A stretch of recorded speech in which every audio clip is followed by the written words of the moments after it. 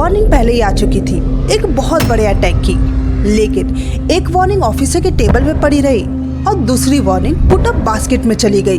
और फिर 3 दिन बाद 1800 से ज्यादा लोग मारे गए। वार्निंग था, वक्त था, बस एक्शन नहीं हुआ।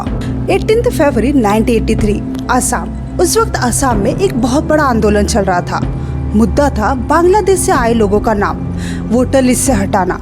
और इसी टेंशन के बीच असेंबली ने इलेक्शन अनाउंस कर दिया, लेकिन प्रोटेस्ट लीडर्स ने कहा इलेक्शन को बॉयकॉट करो।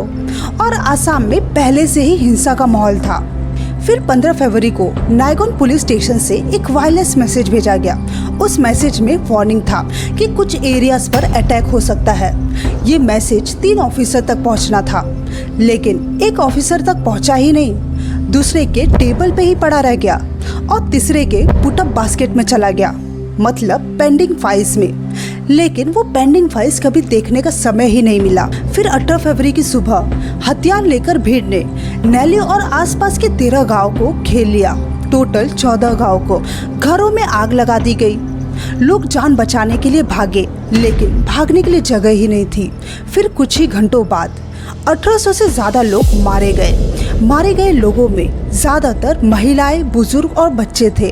फिर सवाल आया इंसाफ का।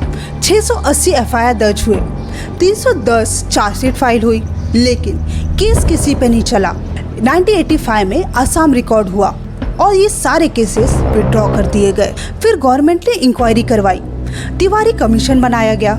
रिपोर्ट 1984 में सबमिट हुई, लेकिन ये रिपोर्ट सालों तक पब्लिक नहीं की गई। फिर 25 नवंबर 2025 में ये रिपोर्ट असेंबली में रखी गई और तब 42 इयर्स पुरानी वार्निंग फिर सामने आई। और असम में सिर्फ लोग नहीं मरे, एक वार्निंग भी दबा दी गई और उस वार्निंग की कीमत 1800 से ज्यादा जानों ने चुकाई।